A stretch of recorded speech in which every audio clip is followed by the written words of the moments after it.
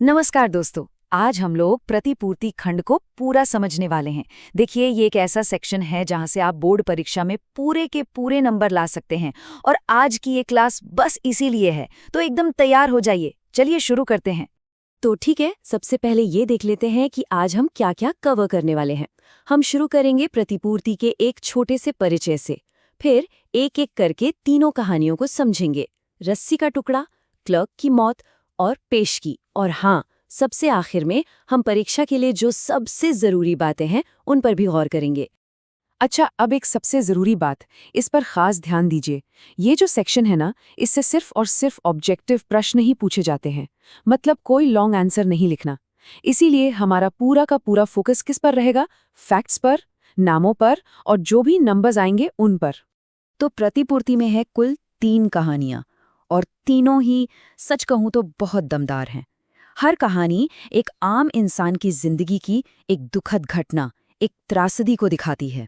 और ये कहानियां ऐसी हैं जो हमें हमारे समाज और इंसान के स्वभाव के बारे में बहुत कुछ सोचने पर मजबूर कर देती हैं।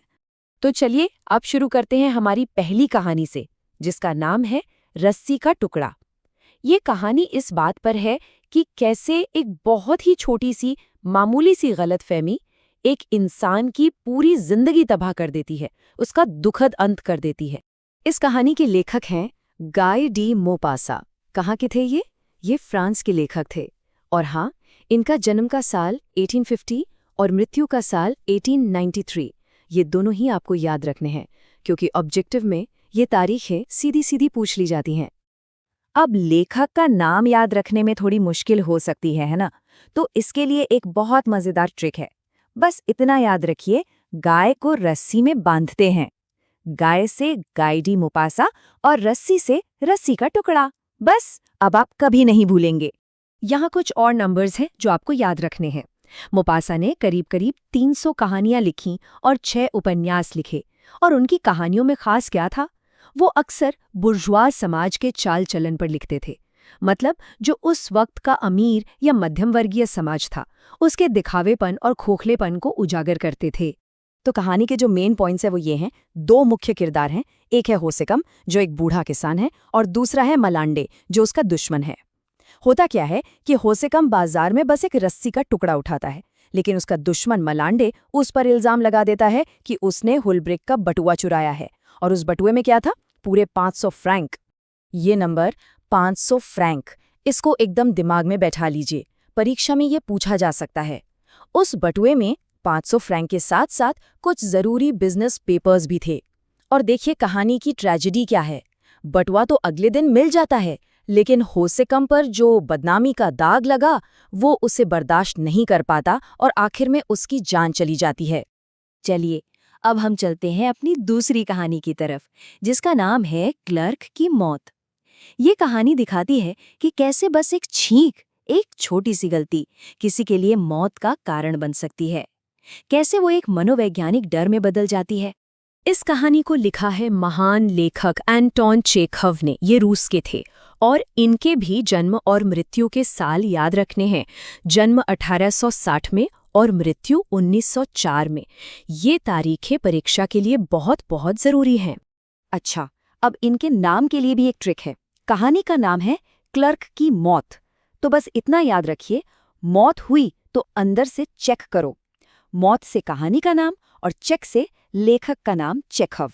है ना आसान?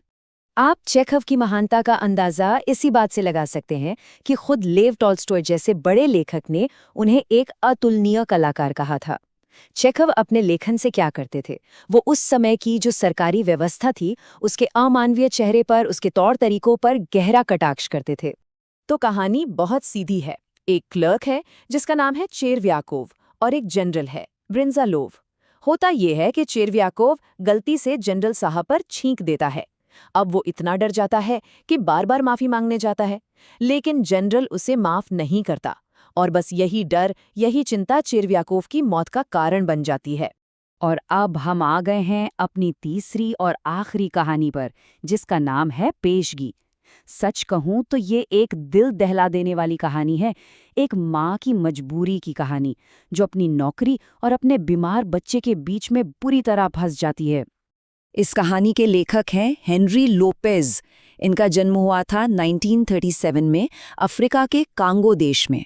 और ये सिर्फ एक लेखक ही नहीं थे, बल्कि इनका एक बहुत ही प्रभावशाली राजनीतिक करियर भी था। अब इनका नाम कैसे याद रखेंगे, इसके लिए भी एक ट्रिक है। कहानी का नाम है पेशगी, तो याद रखिए, पेश करो नारी को लाओ। है ना अजीब, लेकिन काम की है। नारी से हेनरी और लाओ से लोपेज, हो गया ना याद, हेनरी लोपेज। और ये बात वाकई में बहुत दिलचस्प है। सोचकर देखिए, हेनरी लोपेज सिर्फ एक कहानीकार नहीं थे। वो अपने देश कॉन्गो के शिक्षा मंत्री रहे, वित्त मंत्री रहे और तो और प्रधानमंत्री भी रह चुके हैं। तो कहानी का सार ये है कि इसमें एक नौकरानी है कार्मेन, उसकी तनख्वाह है 5,000 फ्रैंक महीना। उसका एक बेटा है हेक्टर जो बीमार पड़ जाता है। वो अपनी मैडम से इलाज के लिए सिर्फ 500 फ्रैंक का एडवांस मांगती है, लेकिन मैडम साफ मना कर देती है। और नतीजा, इलाज ना मिलने की वजह से उस मासूम बच्चे हेक्टर की मौत हो जाती है। तो हमने तीनों कहानियां समझ ली। अब हम आते हैं सबसे जरूरी हिस्से पर, परीक्षा की तैयारी। चलिए देखते हैं कि ये सब कुछ मिलाकर एक मजबूत तैयारी कैसे की जाए। अब ये जो टेबल आप देख रहे हैं, ये तीनों कहानियों का निचोड़ है। देखिए, तीनों में एक आम इंसान मरता है, पर वजह अलग अलग है। होसिंकर मरता है झूठे इल्जाम और बदनामी से, चेरवियकोफ मरता है डर और चिंता से, और बेचारा हेक्टर मर जाता है गरीबी और इलाज न मिलने की वजह से। तीनों ही समाज के अलग अलग दबावों के शिकार हैं। तो आखिरी सलाह बस यही है, एक चेकलिस्ट बना लीजिए। आपको क्या क्या याद करना है? लेखकों के नाम, उनके जन्म और मृत्यु की तारीखें, और वो किस देश के थे।